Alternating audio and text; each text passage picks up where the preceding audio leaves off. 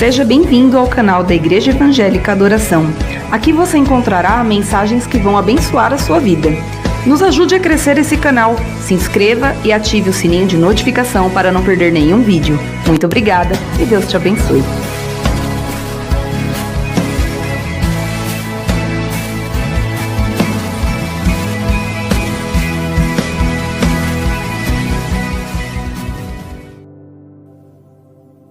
Eu também estou feliz. Último culto de 2019, né? Não sei se isso quer dizer alguma coisa, mas é o último culto de 2019. A última ministração de 2019. E essa palavra que eu vou compartilhar com vocês já estava assim no meu coração há umas 3 semanas. Só que eu ainda não havia... Porque assim, deixa eu explicar para vocês como que funciona. Comigo, né, às vezes se alguém tem curiosidade de saber, fala, pastor, como é que surgem as suas mensagens, né? Na maioria das vezes é meio louco. Eu acordo de manhã assim e me vem uma frase, né, uma palavra, e aí eu trabalho em cima disso. E essa mensagem, umas 3 semanas atrás, eu acordei com uma palavra assim, frutos dignos de arrependimento. Eu acordei com isso na cabeça. E eu sabia, já tinha ouvido essa passagem, mas nunca tinha estudado a fundo, me aprofundado. Mas eu sabia que Deus ele queria falar alguma coisa comigo naquele sentido. E isso faz umas 3 semanas. Enfim, e aí eu falei... Eu sabia que essa mensagem... A princípio não era para me pregar, né? Era para eu ser pregado primeiro. E aí depois que eu estudei, que ela me tocou primeiro, eu desenvolvi aqui, né? Coloquei as coisas no lugar. E aí surgiu a oportunidade de hoje para eu falar com vocês sobre isso. Tá bom? Mas antes de eu iniciar, eu queria indicar para vocês, né? Eu falar para vocês sobre esse livro aqui. Foi um livro que me abençoou muito em 2019. Quem veio aqui, eu lembro que a irmã Rose estava, a Paulinha estava. Numa escola bíblica, eu falei sobre o verdadeiro louvor. Quem lembra, né? Acho que a pastora Lívia estava. E é um dos capítulos desse livro aqui, né? Então esse livro ele me ajudou muito. Se chama Somos Todos Sacerdotes, né? Então eu já falei algumas vezes um pouco sobre isso aqui, né? Não me aprofundei muito, mas ele fala sobre o nosso relacionamento com Deus e que nós somos sacerdotes. E esse livro me ajudou muito a me aprofundar mais no meu relacionamento com Deus. Então, não sei, né? Se você quer, se tiver curiosidade, você me procura no final. Eu te indico. Eu paguei, eu acho que 20 e poucos reais nesse livro aqui, bem baratinho, tá? Então, Somos Todos Sacerdotes. É um livro que vai te ajudar no seu relacionamento com Deus. E quem estava aqui na escola bíblica, tem um capítulo dele que ele fala só sobre louvor. E a gente acha que louvor é só cantar, né? E com quem estava aqui na escola, nós aprendemos que não é só isso, tem muito mais, tá bom? Então, fica uma dica aí de leitura para vocês. Que 2020 seja um ano de muita leitura para vocês, tá bom? Uma chave que eu aprendi, irmãos, que se você quer sair da mediocridade, o que é mediocridade? Não é uma ofensa. Mediocridade é uma pessoa que vive na média, ok? Tá ok ali, tá? Então eu aprendi uma coisa, se você quer sair da média, uma das chaves que tem que entrar na sua vida chama-se leitura, amém?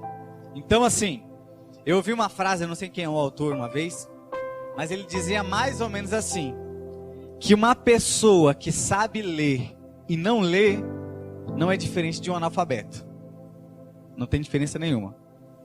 Eu acho que é até um pouco pior, porque ele sabe ler, né? Então, a leitura, esse ano foi uma das coisas que Deus me despertou muito. E eu tenho crescido muito com isso, tá bom? Então, que 2019, 2020 seja um ano de muita leitura, tá bom? Vamos lá. Tá aqui já? Tá aqui, ó. Então, eu intitulei o tema dessa mensagem como o verdadeiro arrependimento. Como eu disse para vocês, a palavra que me veio à mente para nascer essa mensagem foi frutos dignos de arrependimento. Foi uma pregação de João Batista, a gente vai falar um pouquinho mais sobre isso, tá? Mas o tema da mensagem de hoje é o verdadeiro arrependimento. E assim, pastor, nossa, você vai encerrar o ano com essa palavra? Irmãos, você vai ver, eu preciso que você me dê sua atenção até o final, que você vai entender. Hoje nós vamos mudar um pouquinho o conceito do que é arrependimento, tá? Baseado na Bíblia. E aí você vai me perguntar, o que isso tem a ver para 2020? Tem a ver muita coisa, então eu não vou falar agora, para prender sua atenção e você prestar atenção no que eu vou falar, tá bom? Então vamos lá. Abre para mim, Thalita, Mateus capítulo 3. Pode deixar nesse primeiro. Mateus capítulo 3, a partir do versículo 1. Mateus capítulo 3, a partir do verso 1.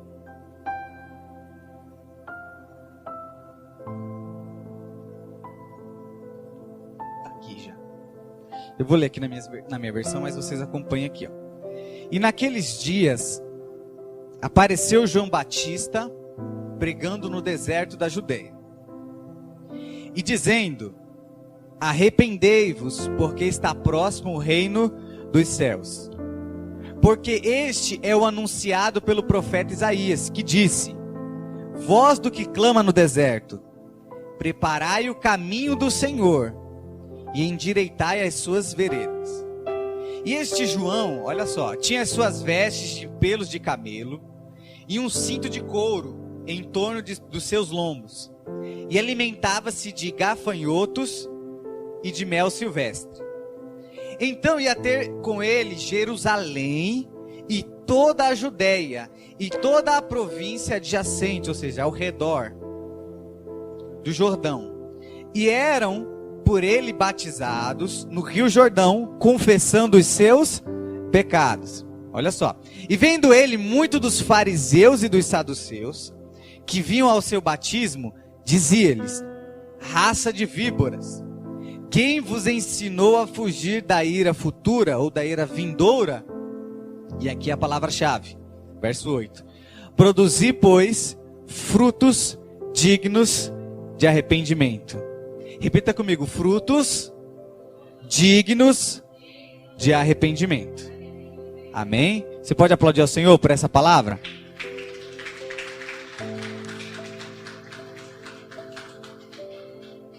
Irmãos, eu puxei essa estatística aqui, eu preciso que você dê sua atenção aqui. Eu puxei na internet e o dado mais atualizado que eu consegui foi de 2010. O IBGE fez uma pesquisa dizendo que em 2010, isso, não consegui nada mais atual, há 9 anos atrás, os evangélicos, em números, né, que se denominavam 42,3 milhões de evangélicos no Brasil. Ok? Isso em 2010. Eu não consigo o dado recente, mas eu vi uma pesquisa, foi em junho desse ano, que dizia que em 2032, não está longe, daqui 12 anos, né, eu vou ter 37 anos, que em 2032 os evangélicos serão maioria no Brasil. Tá? Se nós continuarmos nessa crescente. Eu falei que eu ia ter 37 anos, ela se deu risada, né? Eu não vou falar quantos anos ela vai ter daqui 12. Tá bom? Mas nós estaremos vivos ainda. Em 2032, se nós continuarmos nessa crescente, os evangélicos serão maioria no Brasil. Então, não sei, mas vou chutar uns 70 milhões de evangélicos. Só que ao mesmo tempo que esse dado, para mim, me traz alegria, ao mesmo tempo me traz uma tristeza. É um paradoxo dentro de mim. Por quê? Eu não quero ser um profeta do caos aqui não, irmão. Mas você já parou para se perguntar o fato dos números dos evangélicos crescerem e ao mesmo tempo o número de pobreza, desigualdade e injustiça também cresce? Já parou para se perguntar por isso? Ah, então a culpa é nossa? Não somente nossa. Mas, irmãos, pensa comigo, 40 milhões de evangélicos. E o índice de pobreza, injustiça, crime só cresce. Por que eu estou falando isso para você? Porque, de uma certa forma, Jesus ele precisou de 12 que andou com ele. E ele abalou esse mundo. Você imagina 40 milhões de pessoas. Mas, por que eu te dei esse dado de introdução para o que a gente vai falar hoje? Porque eu sinto no meu coração que nós aqui, nós evangélicos, né? Nós que nos denominamos evangélicos, os filhos de Deus, nós temos que dar uma resposta ao nosso evangelho. No livro de Colossenses diz que assim como nós recebemos a Cristo, nós também devemos andar nele. Olha só que interessante. Nós precisamos ser uma resposta ao evangelho que nos alcançou. E tudo começa, presta atenção aqui comigo, tudo começa pelo verdadeiro arrependimento. E hoje nós vamos aprender, irmãos, hoje é uma palavra de instrução. Eu creio que você vai sair daqui mais fortalecido. Agora deixa eu te fazer uma pergunta, eu preciso que você pregue aqui junto comigo. Quando eu falo o nome profeta, qual profeta que vem na sua cabeça? Fala aí pra mim. Profeta que vem na sua mente. Vamos lá. Isaías, Jeremias. Alguém mais falou algum diferente? Profeta, vai, irmão. Eliseu, Samuel. Vamos lá. A pastora falou profeta Isaías. Me fala alguma característica que você lembra de Isaías. Porque se ele veio na sua mente, eu penso que você lembra de alguma coisa dele. Isaías. Fala aí, pastora. Alguma coisa que você lembra de Isaías. Esqueceu? Mas vamos lá. Tem aquele famoso, né? Que ele tem uma visão, que ele vê os querubins, né? Isaías, isso. Exatamente. Que é o que marca Isaías. Cadê? Quem foi que falou Jeremias? Por que você falou Jeremias, mãe? Fala alguma coisa de Jeremias. Profeta chorão. É tão chorão que ele escreveu um livro só se lamentando, que se chama Lamentações. Chorão. Quem mais falou aqui? Jeremias? Samuel. Por que Samuel? Fala alguma coisa que você lembra de Samuel. Ok. E foi ele que ungiu o famoso rei Davi. Alguém falou mais algum diferente? Zé, Jeremias? Ok. Por que eu estou te perguntando isso? Porque cada profeta, ele leva uma identidade, ele leva uma característica. Né? A pastora falou Isaías porque ela lembrou da visão que ele teve, né? de um pedaço de carvão descendo, batendo na boca dele. Enfim, cada profeta, ele leva uma característica. E olha que interessante. O profeta, escute só, você pode colocar no segundo, tá? O profeta que deu essa mensagem, que falou essa mensagem, quem sabe quem foi? João Batista. E eu separei algumas características dele aqui, só para a gente aprender um pouco sobre ele e já já a gente vai entrar na mensagem. Foi falado muitos profetas aqui, sim ou não? Jeremias, Isaías, né? Samuel, tem Eliseu, tem Elias, tem muitos profetas. Se você ler a história deles no Antigo Testamento, você fica besta. Só que olha que interessante, Jesus disse que João Batista é o maior de todos os profetas. Jesus falou assim, olha, dos de nascido de mulher, João é o maior. E eu falei, não, mas assim, quando você lê da vida de João no Evangelho, você não vê muitos milagres, sim ou não? Você vê ele num deserto pregando. E isso me chamou a atenção pelo fato de João ser o maior dos profetas. Um pouquinho mais para frente eu vou falar um pouco sobre isso. Então, João ele foi o maior dos profetas porque o próprio Jesus disse isso. Amém? Está em Lucas 7, 28. Pode botar a segunda aqui, tá? Ele foi profetizado sobre ele. O profeta Isaías, que a pastora falou aqui, profetizou sobre João Batista. Isaías 40, verso 3 diz, né? Voz do que clama no deserto. Estava falando de João Batista. Preparai o caminho, né? Endireitai as veredas. Então, João Batista foi um personagem tão importante que foi profetizado sobre ele há mais de 1000 anos antes dele nascer. Ok? O próximo. Ele vivia no deserto e se alimentava de mel e gafanhoto. Meu Deus do céu. Olha a dieta desse cara, né? Ele também se abstinha de bebida alcoólica.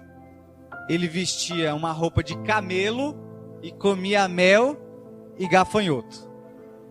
Eu não serviria para ser João Batista, né, irmão? Porque eu sou fresco para comer. Imagina comer mel e gafanhoto, né? Então ele matava os gafanhotos lá, assava lá no deserto, né? Pegava um pouco de mel e essa era a dieta de João Batista.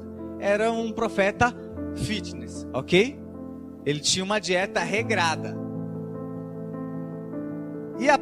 E a quarta característica, que é a principal para a gente começar a entrar na mensagem, a sua principal mensagem foi Agora, olha que interessante. Lembra que a primeira característica dele é que ele foi o maior profeta de todos, ok? Isso me chamou a atenção, por quê? Porque assim, nós temos a tendência natural, isso é natural, de achar de que as pessoas que têm uma performance maior, né, que é mais notada, é maior do que a outra. Então, por exemplo, Elias fez fogo descer do céu. Você tem noção do que é isso? Fogo, eu tô falando fogo mesmo, descer do céu. Matou não sei quantos profetas de Baal, não lembro agora. Mas você imagina todos os profetas. E aí quando eu vejo essa palavra de Jesus falando, não, mas olha, sabe todos esses milagres que aconteceram no Antigo Testamento? Nenhum desses profetas é maior do que João. E isso me chamou a atenção. Falei, mas por quê? E olha que interessante. A principal mensagem de Jesus, você vai se espantar agora, não foi falar de salvação. Meu Deus, que heresia é essa, pastor? Deixa eu te explicar. A principal mensagem de Jesus foi falar sobre o reino de Deus. Ok? Pastor, mas e quando ele disse, Deus amou o mundo de tal maneira que, quando a gente lê esse versículo, todo mundo conhece, né? João 3,16, parece que Jesus está gritando, sim ou não?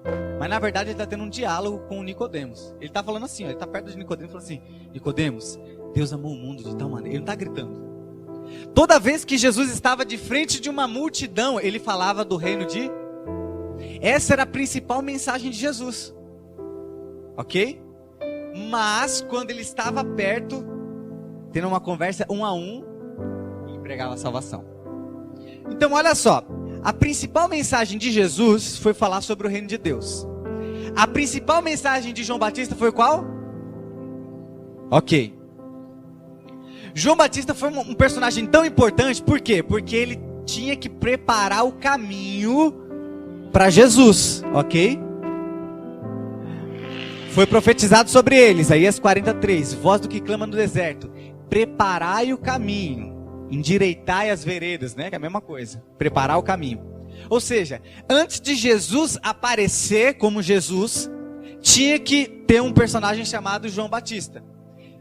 E isso me leva a entender uma coisa. Se a principal mensagem de Jesus foi o reino de... Meu Deus, vocês estão dormindo? Foi o reino de... E João veio preparar o caminho para Jesus.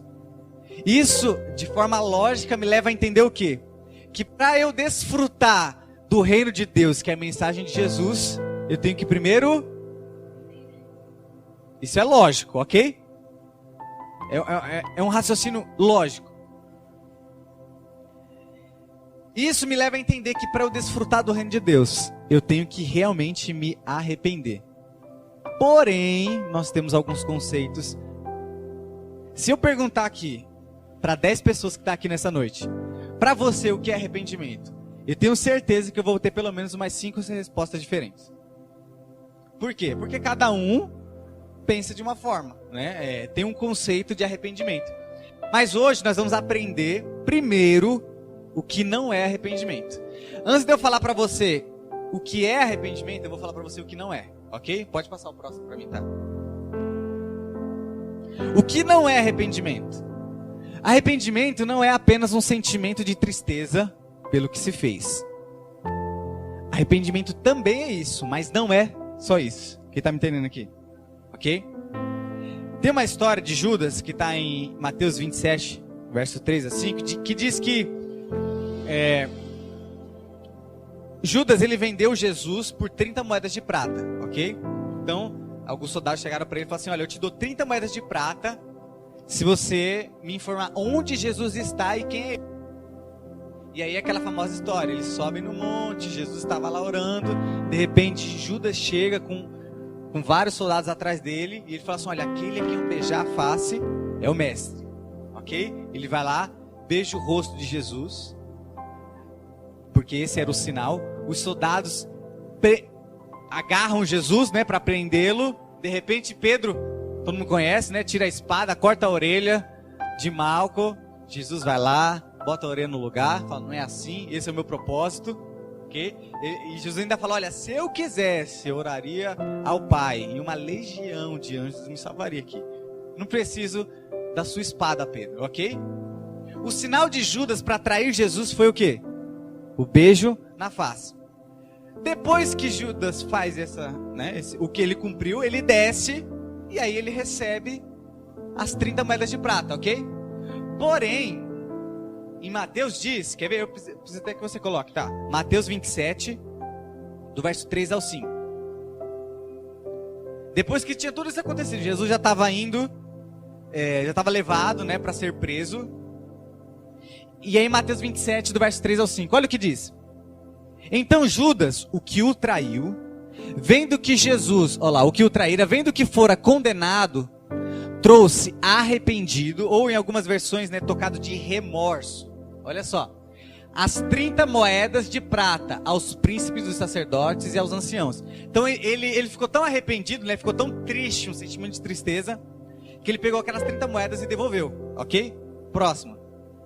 Dizendo, pequei, traindo sangue inocente. Eles, porém, disseram, que nos importa, isso é contigo, ou seja, isso é problema seu, né, Judas? Você que traiu, não é meu problema, né? Olha o próximo verso. E ele, tirando para o templo as moedas, então ele jogou as moedas no templo de prata, retirou-se e foi-se. O que ele fez? Então Judas se matou, ok? Se enforcou. O arrependimento dele foi um sentimento, pode botar naquele slide lá, tá? Foi um sentimento de quê? De tristeza, sim ou não? Porque ele falou, nossa, eu traí um sangue inocente, Jesus. Ele teve um sentimento de tristeza, só que esse sentimento de tristeza levou ele ao quê? A se enforcar, ok? Então, o verdadeiro arrependimento não é sentir tristeza. Ou seja, quando nós pecamos, né? E a gente sabe quando peca, né, irmão? Ninguém peca por não saber, ok?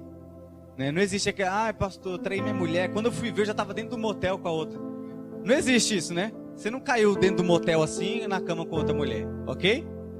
Quando você peca em qualquer área, você sabe que está pecando.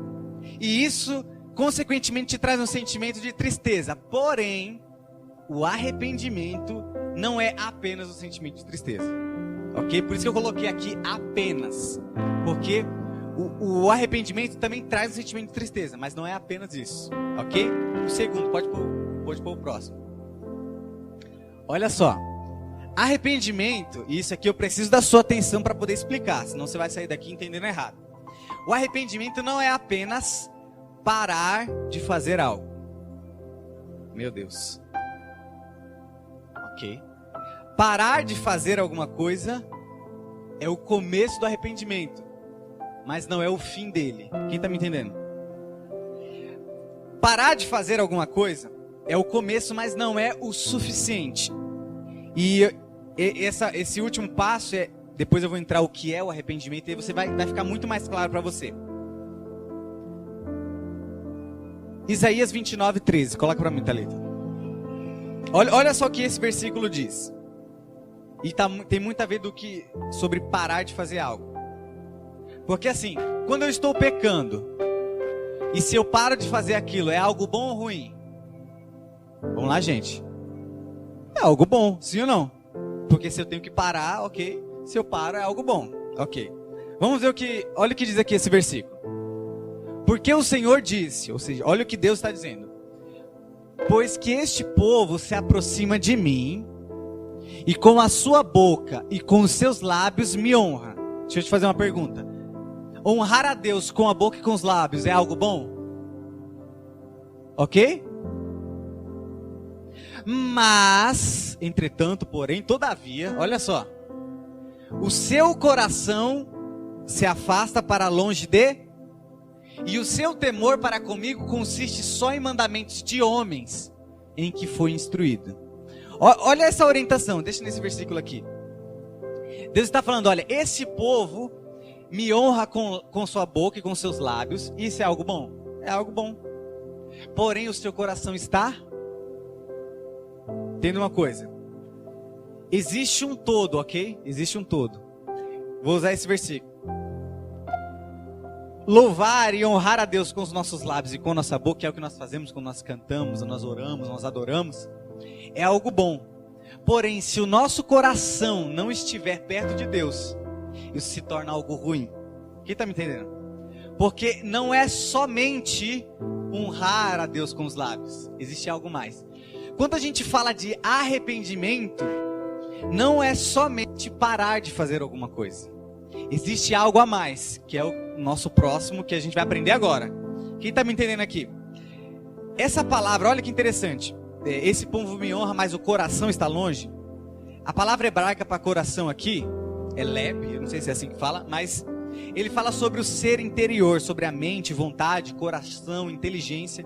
Então Deus está falando assim, olha, esse povo me honra com seus lábios, com sua boca, mas o seu coração, mas a sua mente, mas o seu interior está longe de mim. Ok? Então eles tinham uma performance, mas o coração estava longe. A carta, aí vamos usar uma passagem do Novo Testamento, né? As 7 cartas do Apocalipse, é o começo do livro de Apocalipse. E uma carta, se eu não me engano, é a igreja de Efésios, ele fala assim, olha, eu estou vendo as suas obras, né? Eu vejo que vocês fazem, tudo que vocês fazem, mas, na verdade, né, vocês são pobre, cego e nu. Que já viu, é bem famosa essa passagem. E aí Deus fala assim, olha, eu oriento vocês que comprem de mim colírio, para vocês poderem enxergar. E o ouro que vocês têm, porque a igreja de Efésios era uma igreja que tinha muito dinheiro e fazia muitas obras sociais. Fala assim, olha, eu peço que vocês comprem de mim ouro. Comprem de mim ouro. O que Deus está falando? O ouro que vocês têm não é suficiente, vocês precisam ter o meu ouro, né? E ali tem uma tipificação. O que Deus está falando? Que o fato deles fazerem uma obra social, deles terem boas obras, não é o suficiente se o coração deles não estiverem perto de Deus. Ok? Agora eu vou começar a pregar e vai ser bem rápido, irmão. Eu falei para você o que não é. Bota lá para mim, tá? O que não é arrependimento? Arrependimento não é um sentimento de tristeza, apenas um sentimento de tristeza pelo que fez.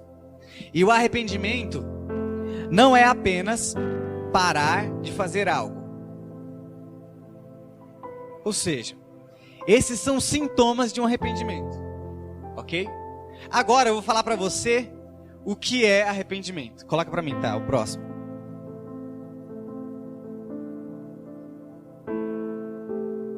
Irmão, agora eu tô chique, ó. No meu celular eu baixei uma Bíblia, eu tive que comprar na verdade, né? Uma Bíblia que quando você aperta assim, em cima da palavra, ela mostra o significado original. Aí agora você vê eu usando muito assim, olha, o grego diz o grego. Mas por que é bom? Porque a palavra original, ela traz um significado, o real significado daquela palavra. Então quando eu falo para vocês, ó, arrependimento, você pode associar essa palavra a muitas coisas, como por exemplo, um sentimento de tristeza, ok? Eu me arrependi, me senti triste. Porém, olha que interessante, Mateus 3,8, que foi o texto que nós lemos aqui de início. Produzir, pois, frutos dignos de... Essa palavra, arrependimento, a palavra grega utilizada ali chamava-se metanoia. Algumas pessoas já ouviram essa palavra. O que essa palavra metanoia significa? Tá aqui, né? Quem leu já aqui? O que significa metanoia? Irmãos, quando eu comecei a estudar e ver isso aqui abriu minha mente. Eu entendi que arrependimento não é apenas um sentimento, porque Judas se sentiu triste, mas se enforcou depois. Eu entendi que arrependimento não é apenas parar de fazer algo. Por quê? A palavra metanoia significa mudança de mente, ok? É a mesma palavra em Romanos 12, do verso 1 a 2. Paulo fala, rogo-vos, pois, irmãos, pela compaixão de Deus, de Cristo, que vos apresenteis ao Senhor como um sacrifício vivo, e não vos conformeis, não vos conformeis com este mundo, mas transformai-vos pela renovação do vosso. É a mesma palavra, metanoia, mudança de mente. Agora, o que isso traz para mim de algo claro e prático?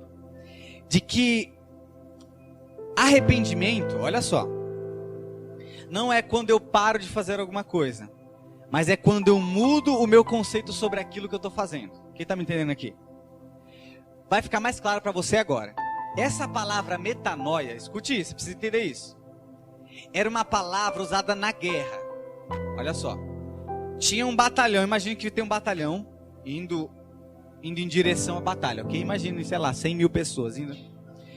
Todo batalhão tinha um chefe de exército, ok? Que coordenava o batalhão da guerra.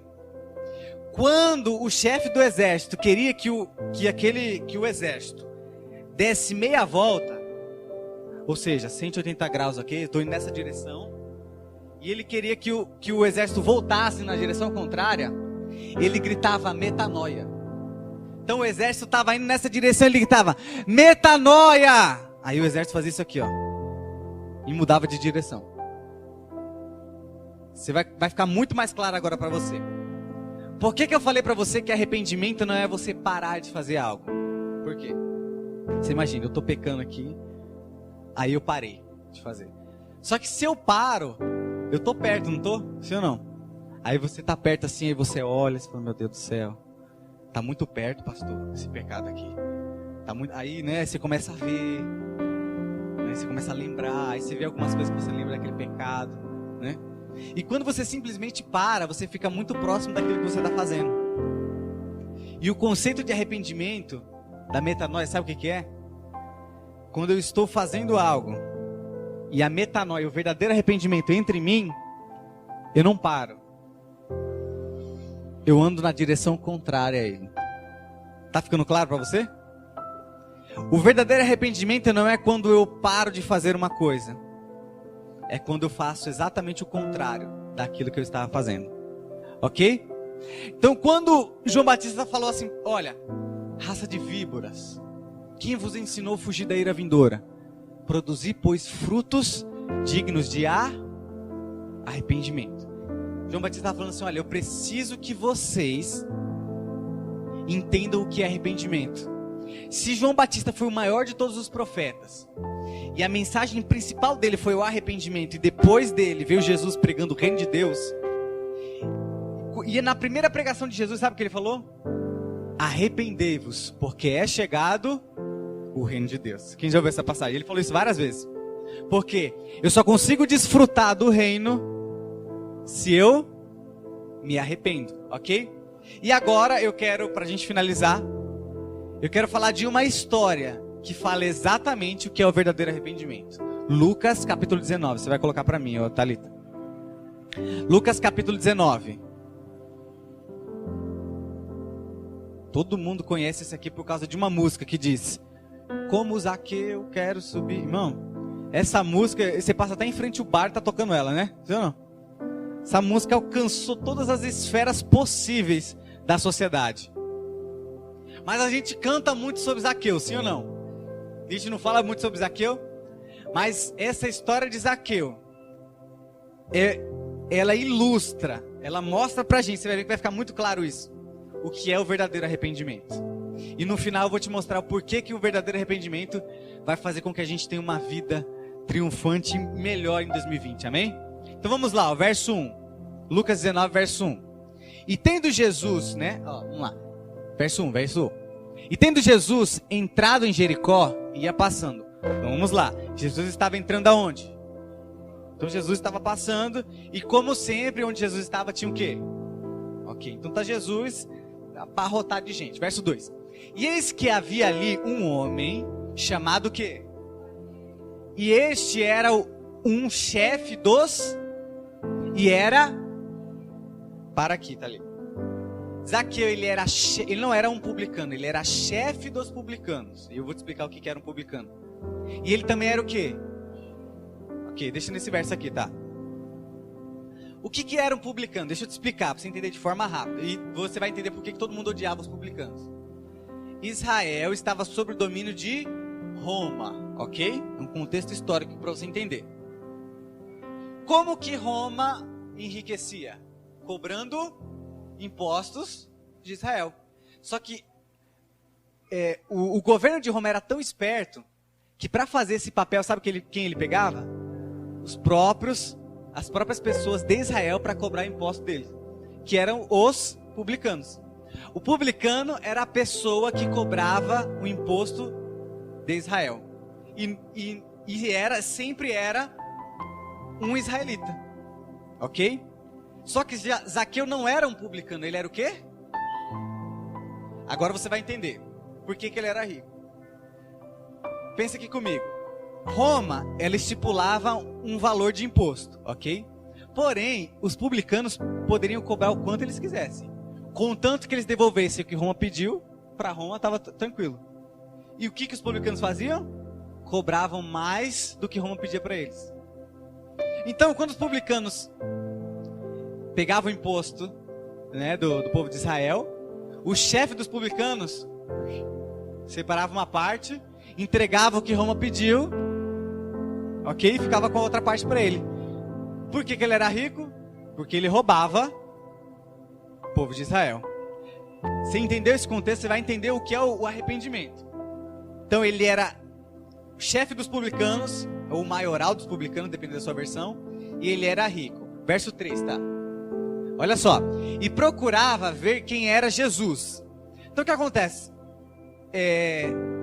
Ele era chefe dos publicanos, estava lá em Jericó. De repente Jesus entra na cidade, aquela multidão, e ele começou a procurar quem que é Jesus.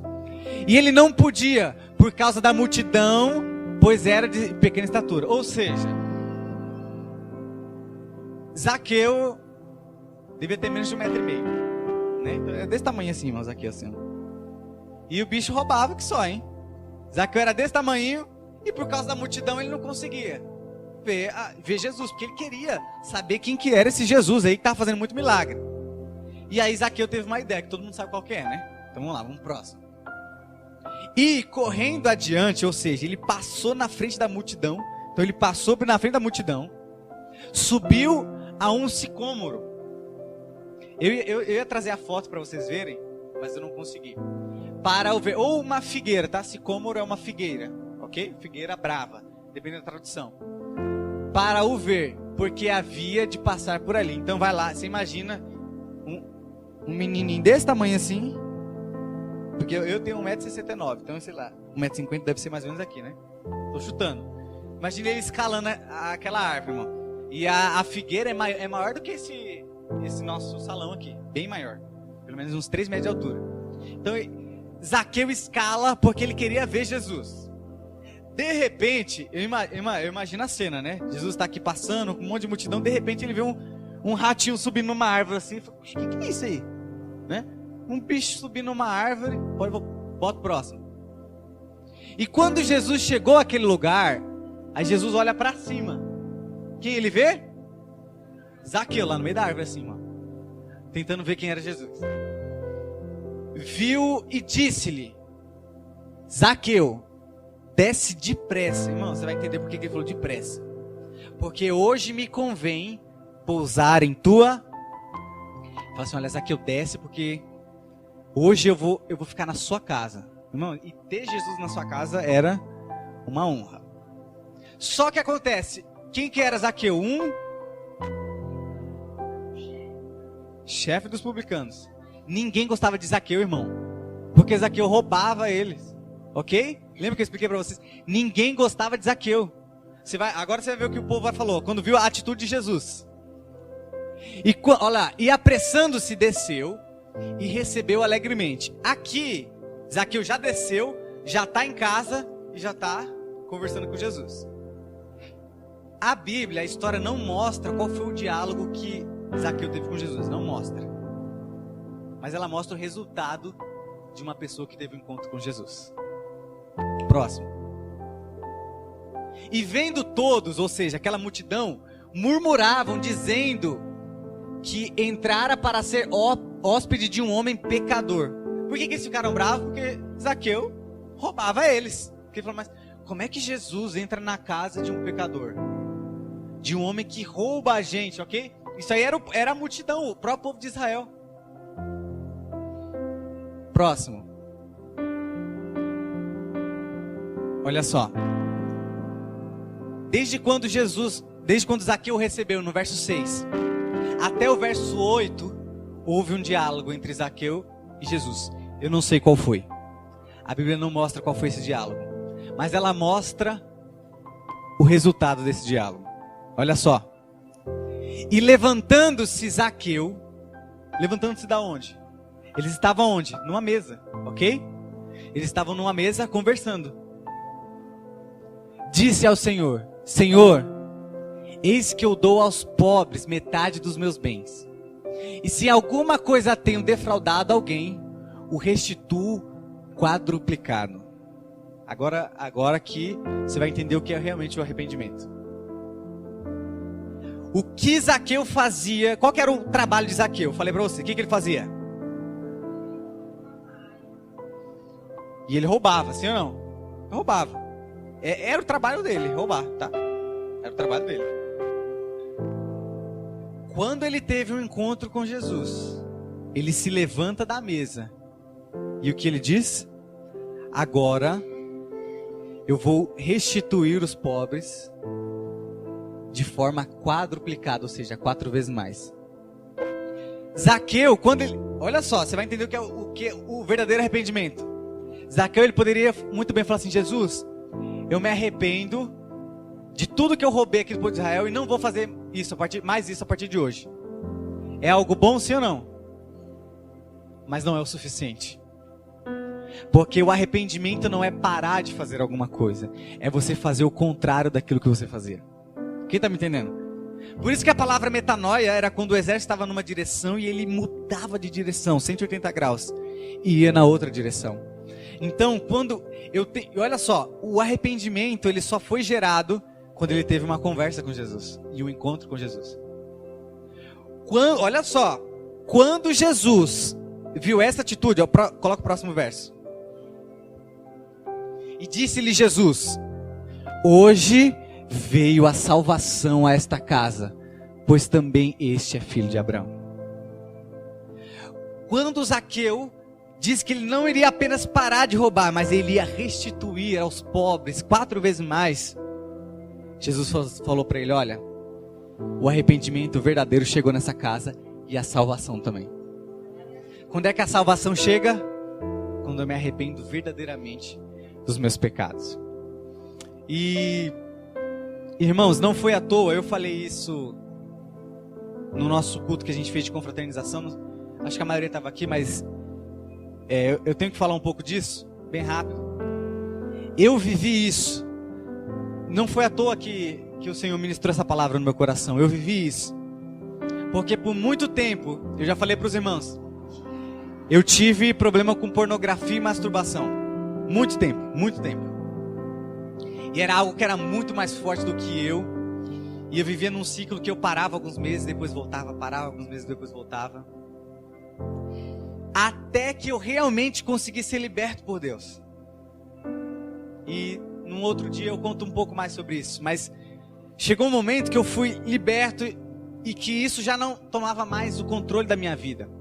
Porque olha que interessante. A Bíblia diz que qual é a função de Jesus sobre os nossos pecados, da morte de Jesus sobre os nossos pecados? Não é simplesmente que a gente nunca mais vai pecar, não é isso. Jesus, ele morreu para que nós não fôssemos mais escravos do pecado. Existe uma diferença. Não é que nós não pecaríamos mais, é que nós não somos mais escravos do pecado. Ou seja, o pecado não tem mais poder sobre nós. Mas isso a gente só entende quando a gente entende o verdadeiro evangelho, ok? Então, porque o próprio João fala, olha, aquele que diz que não peca é mentiroso, ok? É mentiroso. Porém, nós não somos mais escravos do pecado. E quando essa mensagem do evangelho chegou até mim, e eu entendi que eu não sou mais escravo, eu entendi que o pecado não pode mais me escravizar. Então, eu estou acima do pecado, ok? Então vamos lá. E eu tive esse problema com a pornografia, com a masturbação. E quando eu de fato fui liberto disso, foi um momento assim que abriu muitas coisas na minha vida, né? Eu consegui me aprofundar no meu relacionamento mais com Deus. Deus começou a se revelar mais para mim, né? Só que eu senti que isso não era o suficiente. Por quê? Porque eu tinha parado de me masturbar e de ver pornografia. Quando veio essa mensagem no meu coração, Deus falou assim para mim, olha, eu não quero simplesmente que você... Eu sei que hoje, olha só, eu sei que hoje você parou de se masturbar e de ver pornografia, mas isso não é o suficiente. Eu achava que era, mas não era o suficiente. E Deus falou assim para mim, agora você precisa começar a falar sobre isso. E aí eu me lembro que eu fui ministrar numa igreja aqui, irmãos. Isso foi prova do que Deus tinha falado comigo. E era um culto de Santa Ceia de manhã, 8 horas da manhã. E eu ministrando, eu não tinha preparado nada para falar sobre isso, sobre esse meu problema que eu tive. No meio da mensagem, eu lembro que eu estava falando sobre o tópico de transparência, de nós sermos transparentes com Deus. Estava falando sobre isso. No meio da mensagem veio um mover do Espírito dentro de mim e falou assim, ó, fala sobre o seu problema de masturbação. De repente, eu falei sobre esse meu problema no meio da mensagem. E quando eu finalizo a mensagem, aquela pastora, a pastora da igreja local, chama alguns irmãos para orar, eu acho que é costume deles, uns 5, 6 irmãos para orar. E aí cada um começa a orar, de repente, né, um senhor de mais de 60 anos, barba branca, tudo branco. Ele pega o microfone diante da igreja e ele fala assim, o meu pecado é o mesmo pecado desse jovem. Que esse jovem tinha. Irmãos, um senhor de 60 a 65 anos com problema com pornografia e masturbação. E ali, quando ele começou a falar, eu me assustei, que eu vi aquela reação dele, eu senti que Deus falando no meu coração, falou assim, filho, é isso que eu quero fazer através de você. Aonde eu te curei, você vai ter autoridade para falar sobre aquilo. E através de você outras pessoas vão ser curadas. Irmão, masturbação, pornografia não é um problema de jovens. É um problema que afeta todo. E por que eu estou falando isso para vocês? Porque na minha vida não bastou apenas eu parar de fazer aquilo, mas eu tive que começar a compartilhar isso com outras pessoas.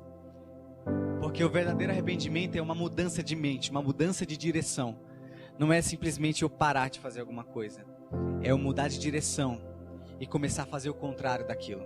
Então, se eu sou uma pessoa egoísta com a minha esposa, se eu sou uma pessoa que fala alto com a minha esposa, quando eu sou transformado e o arrependimento entra dentro de mim, eu não vou simplesmente parar de falar alto com ela. Eu vou amá-la mais, ok?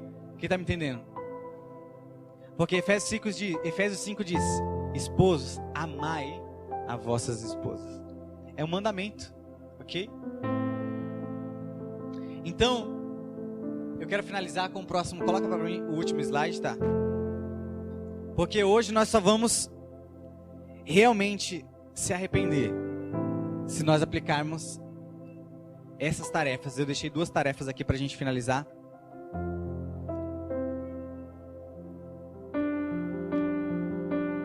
Isso. Se você não estiver anotando, mas preste atenção nisso. A primeira que eu quero deixar para a gente nessa noite é examinar a si mesmo. Ou seja, nós vamos nos autoexaminar e identificar onde eu preciso me arrepender verdadeiramente. Você entendeu o que é arrependimento, sim ou não? Você saiu? Ok. Porém, nós só vamos ter capacidade de nos arrepender se nós nos autoanalisar. Ok? Zaqueu sabia que o maior pecado que ele tinha ali era roubar as pessoas. Então ele identificou e ele foi transformado por Jesus. E a segunda tarefa é aplicar o conceito mudança de mente, ou seja, metanoia. E fazer exatamente o contrário do que eu praticava. Então, eu te dei um exemplo meu da pornografia, da masturbação, mas irmãos, eu não sei em qual área da sua vida você precisa se arrepender verdadeiramente, eu não sei. Mas nessa noite eu quero fazer uma oração com você. Eu peço que você fique de pé comigo. Eu quero fazer uma oração porque essa noite o Espírito Santo, ele vai nos fazer arrepender verdadeiramente. E não vai ser apenas um sentimento de tristeza, e não vai ser apenas nós pararmos de fazer algo. Mas o Espírito Santo vai trazer uma mudança de mente no nosso coração. Amém? Feche